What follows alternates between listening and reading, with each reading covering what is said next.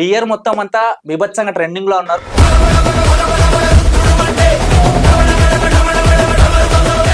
So real life లో sisters ఉన్నారా మీకు?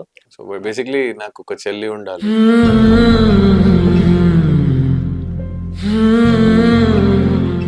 ఒక పర్సన్ కి ఎంత ఫేమ్ వస్తుంటే బ్యాక్గ్రౌండ్ అన్ని బాధలు ఉంటాయి. చాలా సార్లు నేను కనిపించడానికి అందరికి సెలబ్రిటీని, డబ్బులు ఉండవు, ఒక చోట తినడానికి ఉండవు ఒక్కొక్కసారి.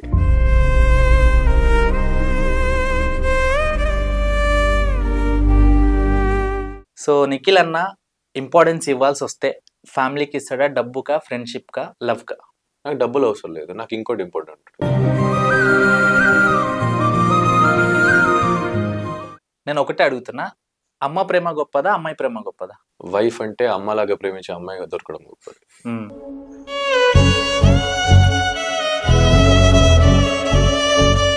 ఈ జనరేషన్ లో జెన్యున్ లవ్ ఉందంటారు? నేనే ఒక రాహదారులు ఉన్నా, నేను ఉన్నడికి తిరిగి పెద్ద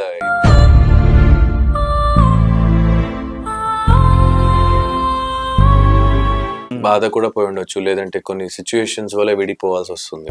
నన్నే తిట్టి ప్రాణం పోతున్నా, వదిలిపెట్టి నిన్ను నీపోనే. సో మీ ఇన్స్పిరేషన్ ఎవరు ఇండస్ట్రీలో? రవితేజ గారు. ఒక బ్యాక్గ్రౌండ్ లేక. హాయ్ హలో నమస్తే, వెల్కమ్ టు అక్షర స్టూడియోస్. నేను మీ యాంకర్ తేజన్. ఈరోజు మనతో పాటు స్పెషల్ గెస్ట్ ఉన్నారు. ఎవరంటే ఈ ఇయర్ మొత్తం అంతా బీభత్సంగా ట్రెండింగ్ లో ఉన్నారు. అండ్ నేను చాలా హ్యాపీగా ఫీల్ అవుతున్నా బికాస్ ఆఫ్ న్యూ ఇయర్ లో ఫస్ట్ ఇంటర్వ్యూ అండ్ మంచి స్టార్ తో ఉంది. ఎవరైనా సరే మన మిడిల్ క్లాస్ ఫ్యామిలీలో ఇది మన వల్ల కాదనుకుంటే ఆ పర్సన్ చూసుకుంటే ఆటోమేటిక్ గా చేసేయచ్చు అనమాట. సో కానిదంతూ ఏది లేదన్నట్టుగా సాధించారు. సో మనతో పాటు Bigg Boss season 8 winner Nikhil garu మనతో పాటు ఉన్నారు. సో వెల్కమ్ చేద్దాం. అన్న నమస్తే. వెల్కమ్. Hi darling. బాగున్నారా అన్న? చాలా బాగున్నాను. నువ్వు ఎలా ఉన్నావు? First of all congratulations thank you and wish you happy new year. Happy new year to you too. Thank you so ఎలా ఉందన్న life? Normal, all good, all fine, all nice going on. So మనం ఇంట్లోకి వెళ్ళక ముందు ఇంట్లో మన family వాళ్ళు అంతా family members. Bigg Boss house లోకి వెళ్ళిన తర్వాత ఎవరెవరు ఎక్కడి నుంచి వచ్చినా వాళ్ళందరూ ఒక ఫ్యామిలీ మెంబర్స్. సో మనం ఎదగాలన్నా తగ్గాలన్నా మన ఫ్యామిలీ సపోర్ట్ ఉండాలి. సో బయట చూసుకుంటే కొన్ని ఫ్యామిలీస్ ఎదగడానికి ఫుల్ సపోర్ట్ చేస్తారు, కొన్నిసార్లు మన ఫ్యామిలీ వాళ్ళే డిస్కరేజ్ చేస్తారు, అదే నీ వల్ల కాదు, చేయలేవు. సో అలాంటి బిగ్ బాస్ హౌస్ లో మీ ఫ్యామిలీ మీకు ఎలా సపోర్ట్ చేసింది? నా ఫ్యామిలీ నేనేంటో అని తెలుసు కాబట్టి ఎప్పుడు నన్ను వదలలేదు. ఇక్కడ చాలా ఫైట్ చేశారు కూడా చాలా చోట. ఆ సపోర్ట్ ఉంది కాబట్టి నేను ఈరోజు ఇక్కడ కూర్చొని దీని గురించి మాట్లాడుతున్నా అనిపిస్తుంది. అండ్ ఎవరికైనా, నాకే అని కాదు, ఒక చోట ఎంకరేజ్మెంట్ ఉండాలి. అది ఫ్యామిలీ సైడ్ నుంచి, ఫ్రెండ్స్ సైడ్ నుంచి ఖచ్చితంగా వస్తుంది. అండ్ ఇంకో సైడ్ ఒక ఇన్సల్ట్ కానీ చిన్న చూపులు చూడడం ఇలాంటివి జరగాలి. అప్పుడే మనం ఎందుకు ఎదుగుతాం, ఎందుకు ఎదగలుగుతాం అనే కాన్ఫిడెన్స్ వస్తుంది. మనము కూడా చేయగలుగుతాం, we can prove them wrong అనేది వస్తుంది. సో రెండు కావాలి. అండ్ నా లైఫ్లో రెండు ఉన్నాయి.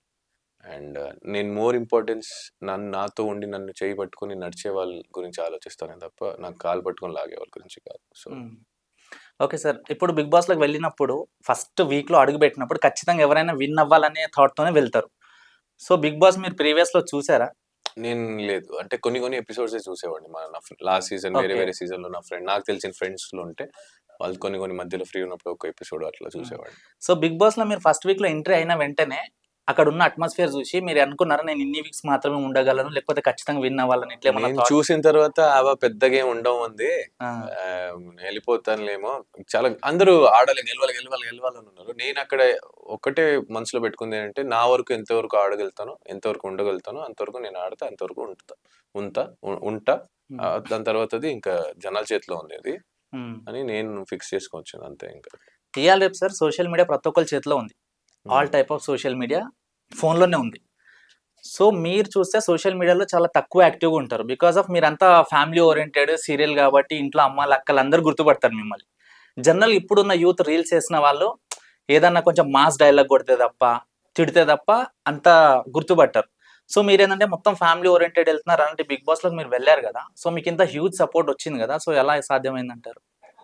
తెలీదు భయ్య, ఎలా సాధ్యమైంది అనేది చెప్పలేను, కానీ నాకు కూడా సాధ్యం అయింది అనేది నాకు చాలా గర్వంగా, చాలా హ్యాపీగా ఫీల్ అవుతున్నా. మీరు చెప్పినట్టు ఫ్యామిలీ ఓరియంటెడ్ ఉండే audience serial wise Bigg Boss నుంచి బయటకు తర్వాత యూత్ కానీ, స్కూల్ పిల్లలు, కాలేజ్ పిల్లలు, యంగ్స్టర్స్ అందరూ నన్ను కనెక్ట్ అయ్యారు. అండ్ ఆ ఇచ్చిన సపోర్ట్కి నేను చాలా హ్యాపీగా ఉన్నా. దేనికి కనెక్ట్ అయ్యారు అనేది తెలియదు. మేబీ వ్యక్తిత్వంగా కనెక్ట్ అయి ఉండొచ్చు ఏమో తెలియదు. ఎవ్రీ వీక్ ఒక ఎలిమినేషన్ అవుతుంది కదా సార్. Hmm. ఇప్పుడు మనతో పాటు ఉన్న వాళ్ళు ఎవ్రీ వీక్ ఒకవేళ ఎలిమినేషన్ అవుతుంటే ఎవ్రీ వీక్ మీకు టెన్షన్ ఉంటుందా? నెక్స్ట్ వీక్ నాకేం- నాదేమో, నెక్స్ట్ వీక్ నాదేమో. నాకు టెన్షన్ ఏం లేదు భయ్యా. ఇప్పుడు ఒకవేళ నేను ఎలిమినేట్ అయి ఉంటే కూడా నేను మేబీ నాకన్నా ఇంకా మంచిగా ఆడేవాళ్ళు ఉన్నారేమో అందుకే నేను ఎలిమినేట్ అయ్యా అనుకుంటానే తప్ప నేను ఎలిమినేట్ అయిపోతానేమో వేరే వాళ్ళు వెళ్ళిపోవాలనేమో అన్నట్టు ఎప్పుడు అనుకోలేదు. I was ready to face anything. నేను వెళ్ళినా ఓకే వెళ్తా, ఉండాలా ఓకే ఓకే ఉండాలా, నాకు ఎలా అనిపిస్తుందో అలా ఉంటాను అంతే. బిగ్ బాస్ లో ఉన్నప్పుడు మీరు బాగా ఇంటరాక్ట్ అయింది ఎవరితో? పృథ్వీ ఎందుకలా? ఏమో అంటే brother తను మీరు చూడడానికి సేమ్ లుక్ ఉంటారని చెప్పేసా? Same height, colour, style? నాకన్నా తెల్లగా ఉన్నాడు అయ్యా. ఓకే. నాకన్నా జుట్టు ఎక్కువ పెంచాడు, నాకన్నా తెల్లగా ఉన్నాడు. అలా ఏం లేదు, ఒక బ్రదర్హుడ్ బాండింగ్ వచ్చేసింది. ఒక బేసిక్లీ బాయ్స్ త్వరగా జెల్లప్ అయిపోతాం. దాంట్లో గట్టిగా జెల్లప్ అయింది నేను పృథ్వీని. ఓకే. సో మీ సిస్టర్ విషయానికి వస్తే, Nainika okay, so real life లో సిస్టర్స్ ఉన్నారా మీకు? అంటే సొంత చెల్లి లేదు, పెద్ద నాన్న కూతురు ఉంది. సో బేసిక్లీ నాకు ఒక చెల్లి ఉండాలి చాలా ఉండే, అండ్ మా అమ్మ నాన్న కూడా ఉండే, అండ్ నాకు ఒకవేళ ఫ్యూచర్ లో పిల్లలు పుడితే కూతురు పుట్టాలని చాలా ఉంది. So I got her as a sister. So I'm very happy. So మనం ఎక్కడున్న ఆ ప్లేస్ లో ఏదో ఒకటి ప్లస్ మైనస్ నేర్చుకుంటాం సార్. అయితే బిగ్ బాస్ లో మీరు నేర్చుకున్న ప్లస్ ఏంటి, మైనస్ ఏంటి? నేను నేర్చుకుంది చాలా ఇంపార్టెంట్ ప్రతి ఒక్కరికి లైఫ్లో. Values of food, time, value for emotions, controlling your personality or balancing your emotions, ఇవన్నీ నేర్చుకున్నాను. ఇవన్నీ నేను బయటకు వచ్చే టైం నేర్చుకుని ప్లస్ అయింది నాకు. మైనస్ అనేది నేను అంటే స్టార్టింగ్లో ఎమోషనల్ చాలా ఉండే, అంటే ఐ వాజ్ ఈజీ, అంటే జనాలకి ఈజీగా ఉండే నన్ను హర్ట్ చేయడం. అది అక్కడే వదిలేసి వచ్చా. అంటే కంట్రోల్ చేసుకోవడం నేర్చుకున్నాను. బిగ్ బాస్ హౌస్ లో ఉన్నప్పుడు మీరు 4 times మెగా చీఫ్ అయ్యారు. అవును. ప్రీవియస్ లో కూడా ఎవరు అవ్వలేదు. సో నెక్స్ట్ దాన్ని ఎవరైనా బీట్ చేస్తారనుకుంటున్నారా? ఒకవేళ నెక్స్ట్ ఏదైనా కంటెస్టెంట్ వస్తే? అది తెలియదు, చూడాలి. ఇప్పుడే ఇలా ప్రిడిక్ట్ చేయలేను కదా, రేపు ఏం జరుగుద్ది ఈ రోజు ఎలా తెలిసిద్ది. ఉంటారు భయ్య, నేను పెద్ద గొప్ప ఆటగాడిని ఏం కాదు. నాకు ఏమనిపించిందో అక్కడ ఆడాను, గెలిచాను అంతే. చాలా మంది ఉంటారు. ఎవ్రీ టైం టాస్క్ గెలిచే మీరు ఒక 5 మాత్రము కంప్లీట్ చేయలేకపోయారు, ఎందువల్ల అంటారు? ఏ 5? నార్మల్గా కొన్ని 5 గేమ్స్ వరకు కంప్లీట్ మేబీ నా గేమ్ నాకన్నా బెటర్ గా ఆడి గెలిచిన వాళ్ళు ఉన్నారు కాబట్టి. అక్కడ అందరూ మంచి ఆటోళ్ళే, అదే చెప్తాను కదా, అన్ని గెలిచేవాడే గెలుస్తాడని లేదు. కొన్ని నేను గెలుస్తా, కొన్ని నేను ఓడిపోతా. అక్కడ అందరూ స్ట్రాంగ్ కంటెస్టెంట్స్. సో వాళ్ళు ఒక్కొక్కరు ఒక్కొక్క దాంట్లో స్ట్రెంగ్త్ ఎక్కువ. సో నేను ఓడిపోయానంటే మేబీ నాకన్నా చాలా మంది ఉన్నారు అక్కడ స్ట్రెంగ్త్ ఉన్నవాళ్ళు. సో నేను ఒక్కడనే గెలవాలని లేదు కదా, అక్కడ ఎవరైనా గెలవచ్చు, it's a game. Okay.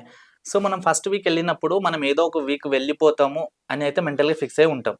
So ఫైనల్కి వచ్చేసరికి టెన్షన్ డబల్ టిబల్ అయిపోతుంది. నేను నిజంగా చెప్తున్నా, నేను డే 1 నుంచి ఫినాలే దాకా నేను ఎక్కడ నేను వెళ్ళిపోతానని టెన్షన్ తీసుకోలేదు. నేను నామినేషన్ కూడా టెన్షన్ తీసుకోలేదు, ఎలిమినేషన్ కూడా టెన్షన్ తీసుకోలేదు. అదొక ప్రాసెస్. నేను ఎలిమినేట్ అయిపోతే నేను ఉరికిస్తారా ఏంటి? లేదు కదా, అదొక గేమ్ అంతే. నేను దాన్ని నా లైఫ్ కి సింక్ చేసి లైఫ్ లో జరిగే అప్స్ అండ్ డౌన్స్ ని అలా చూసుకుని గేమ్ లో ఉన్నానే తప్ప ఇంకా వేరే విధానంగా నేను ఎప్పుడు దాన్ని తీసుకోలేదు. అండ్ ఇంకోటి ఏంటంటే ఆ ప్రాసెస్ లో కొన్నిసార్లు నాకు అనిపించింది నా వల్ల కాదు వెళ్ళిపోద్దామని అనిపించింది, చెప్పడం కూడా జరిగింది. అంటే చాలా ఎమోషనల్ లో అయినప్పుడు వద్దులే, ఎందుకు నేను అవుట్ అవడం, అవతల వాళ్ళు అవుట్ అవుతారు, I don't want to do అన్నట్టు అనిపించింది. ఓకే. సో ఇండస్ట్రీలోకి చాలా మంది ఇంట్లో వాళ్ళరే నువ్వు హీరోలా ఉన్నారా, హీరోగా ట్రై చేయంటారు. కొంతమంది ఫ్రెండ్స్ ఏమో అరే జబర్దస్త్ నువ్వు ట్రై చేయొచ్చు అంటారు. సో మీరు ఇండస్ట్రీలోకి దేని బేస్ చేసుకుని వచ్చారు? నేను ఈ ఇండస్ట్రీలోకి డాన్సర్ అవ్వాలని యాక్చువల్లీ ఉండే. ఓకే. ఒక తెలియని ఒక ఆపర్చునిటీ వచ్చినప్పుడు వచ్చి అక్కడి నుంచి స్టార్ట్ అయింది జర్నీ. అది యాక్టర్ అవుతాను అనుకోలేదు, ఇప్పుడు అయ్యాను. బేసిక్లీ మెయిన్లీ నాకు డాన్సర్ అవ్వాలని ఉండే చిన్నప్పటి నుంచి. ఓకే సార్, చాలా మంది ఎవరైనా స్టెప్ బై స్టెప్ ఎదగాలనే చూస్తారు. ఇప్పటివరకు మీరు ఫ్యామిలీని బాగా ఎంటర్టైన్ చేశారు సీరియల్స్ వల్ల. సో సీరియల్స్ చేస్తున్నప్పుడు not only this time, like Bigg బాస్లో ఆఫర్ వచ్చిన తర్వాత ఖచ్చితంగా సినిమా వైపు అయితే 100% వెళ్తారు. లేదు బిగ్ బాస్ ఆఫర్ రాకపోయినా మంచి టాలెంట్ ఉంటే ఖచ్చితంగా సినిమా వైపు వెళ్తారు. సో మీరు సీరియల్ చేసేటప్పుడు ఎప్పుడైనా నేను కూడా సినిమా చేస్తే బాగుంటుంది హీరోగా అనిపించిందా?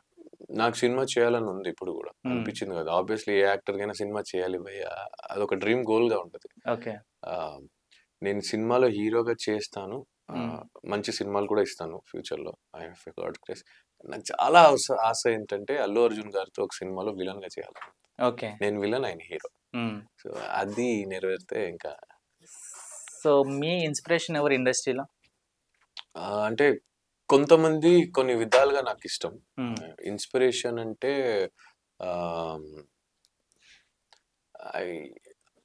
నాకు డెడికేషన్, హార్డ్ వర్క్, అంటే స్టైల్, ఇవన్నీ అల్లు అర్జున్ గారు ఆబ్వియస్లీ.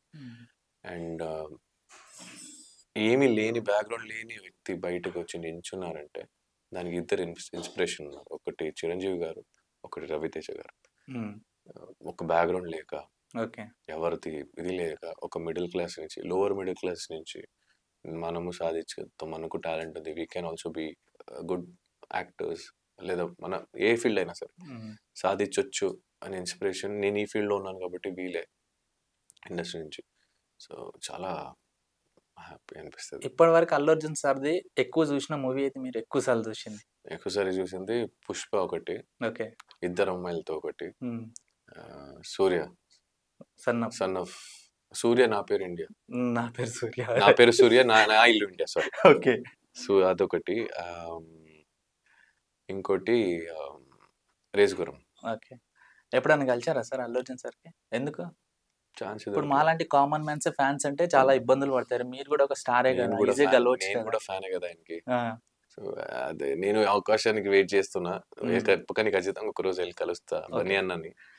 సో ప్రతి ఆర్టిస్ట్ కి హీరో అవ్వాలని ఖచ్చితంగా ఉంటుంది, సినిమా చేయాలి అన్నారు కదా. సో చేస్తే మీరు ఎలాంటి క్యారెక్టర్ చేయడానికి ఇష్టపడతారు? నాకు అలాంటిది ఏం లేదు, స్టోరీ బేస్ చేయాలని చాలా ఇష్టం నాకు. అది రాగా ఉండొచ్చు, అథెంటిక్ ఉండొచ్చు, ఫ్యామిలీ డ్రామాస్ అయి ఉండొచ్చు, రొమాంటిక్ అయి ఉండొచ్చు, రెబల్ గా ఉండొచ్చు, ఏదైనా ఉండొచ్చు. I'm okay, I'm open.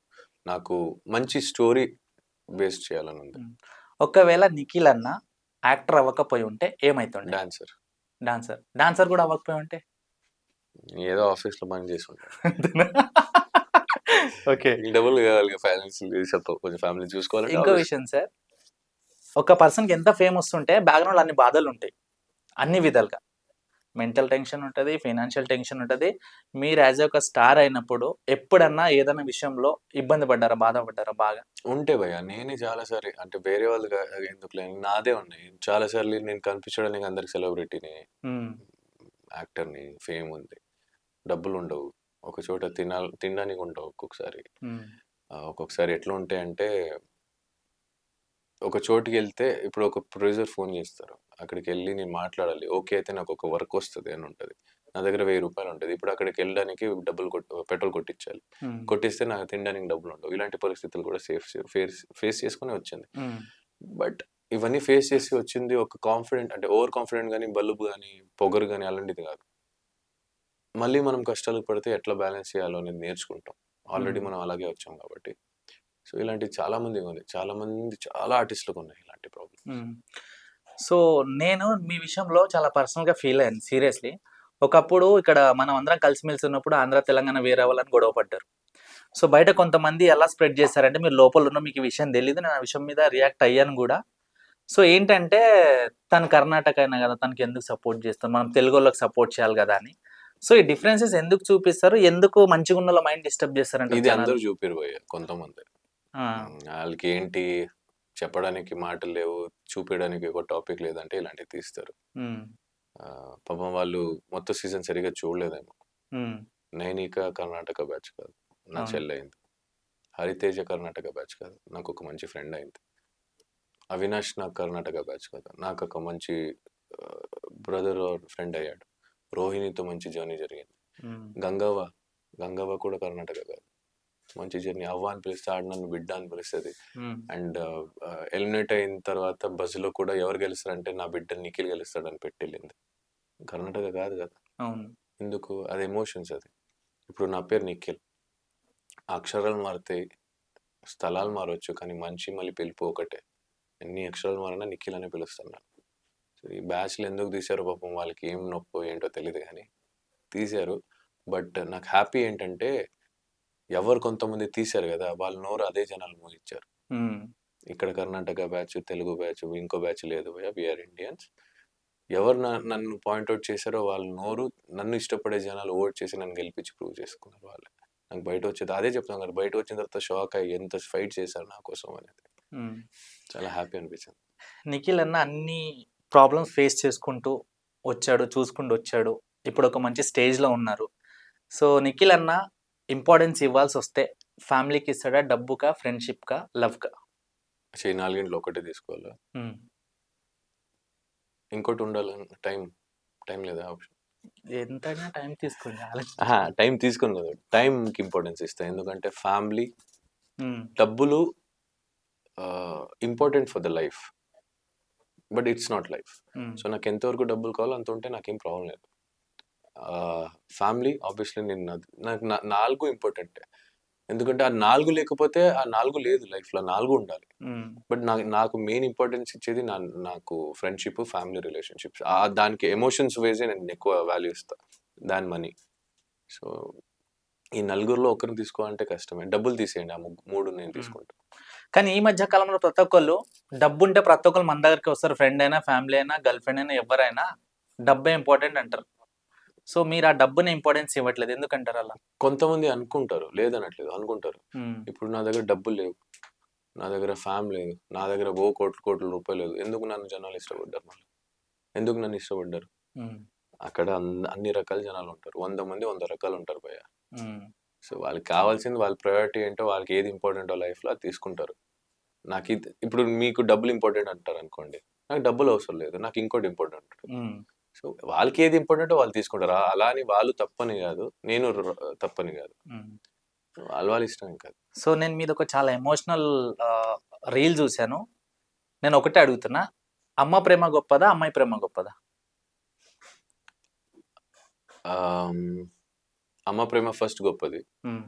Wife అంటే అమ్మలాగా ప్రేమించే అమ్మాయిగా దొరకడం గొప్పది. హ్మ్.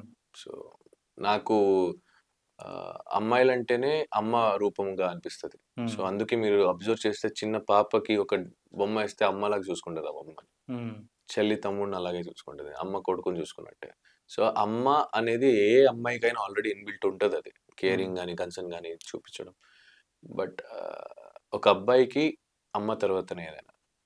అలానే ఇది తక్కువ అది ఎక్కువ అని కాదు, ఆబ్వియస్లీ ఫస్ట్ ఫ్యామిలీ. హ్మ్. సో నాకు అదే నేను అప్పుడే చెప్పాను కదా, నాకు వైఫ్ కన్నా మా అమ్మకి కూతురుగా వచ్చే వైఫ్ వస్తే బాగుంటుంది. సో అమ్మ ఫస్ట్ ప్రయారిటీ. సో, నిఖిల్ అన్నకి ఒకటి స్ట్రైట్ క్వెషన్. ఈ జనరేషన్‌లో జెన్యూన్ లవ్ ఉందంటారా? ఉంది. ఉందా? ఎలా?